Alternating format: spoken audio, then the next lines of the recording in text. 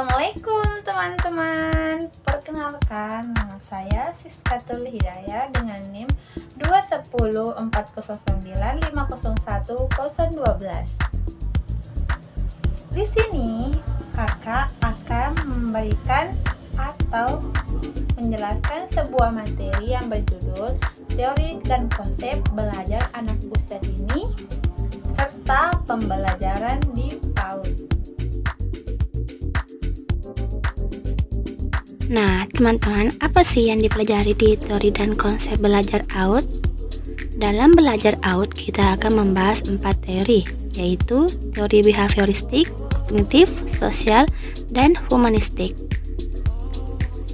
Masuk pembahasan pertama, behavioristik.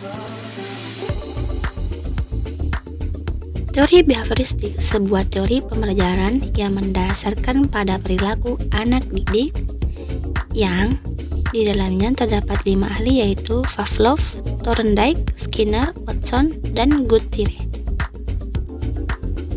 Nah, pertama-tama kita bahas ahli Pavlov dulu nih. Siapa sih beliau tersebut?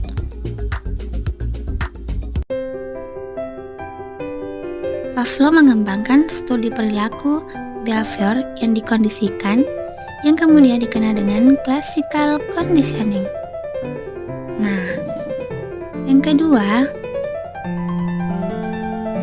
Thorndike. Teori belajar Thorndike sering juga disebut sebagai teori belajar koneksionisme.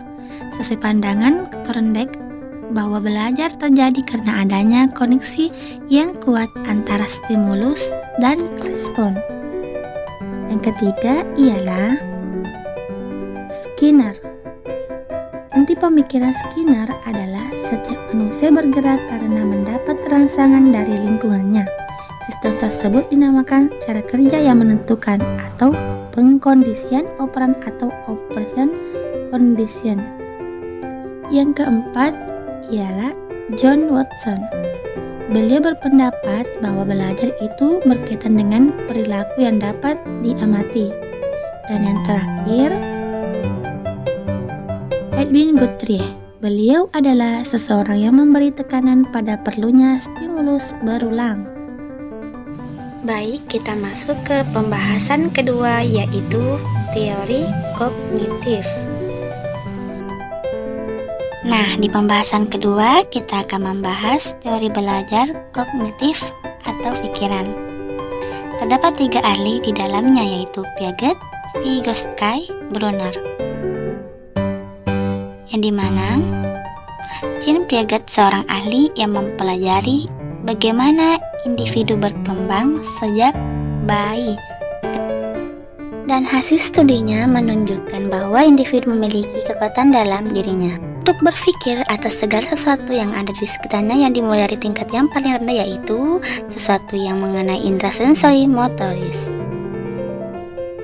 Nah, yang kedua, Lev Vygotsky, yang dimana beliau memasukkan faktor lingkungan pada teori Piaget. Yang ketiga, Brunner, seorang ahli psikologi yang dilahirkan tahun 1915, lulusan dari Universitas Harvard, Amerika Serikat, yang telah mempelopori memberikan dorongan agar pendidikan memberikan perhatian pada pentingnya pengembangan berpikir. Nah, pembahasan ketiga, teori sosial, yang dimana teori belajar sosial dikemukakan oleh ahli Albert Bandura. Teori ini muncul sebagai salah satu bentuk kritik atas teori belajar behavioristik dan kognitif. Dalam teori belajar sosial berpendapat bahwa belajar akan menjadi bila ada interaksi antara individu dengan individu lain dan dengan lingkungan sekitarnya. Pembahasan keempat, teori humanistik. Di sini, teori ini dikenalkan oleh Carl Roger, di mana beliau menerangkan pentingnya memanusiakan manusia dengan memperhatikan aspek kognitif dengan afektif atau sikap.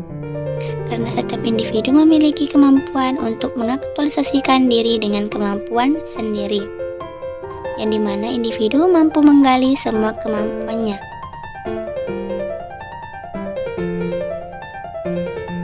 Baik, kita masuk ke proses pembelajaran. kita akan melewati beberapa tahap dalam proses ini, yaitu tahap kondisi pembelajaran, yang kedua metode atau cara pembelajaran dilaksanakan, dan yang terakhir yaitu hasil pembelajaran.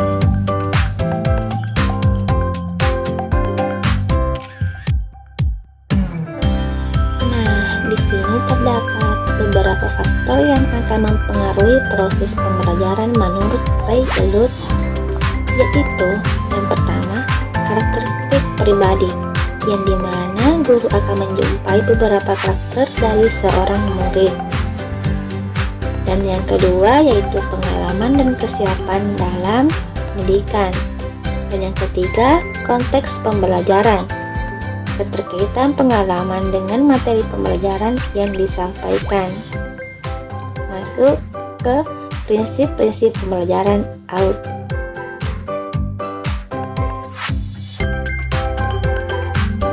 Dan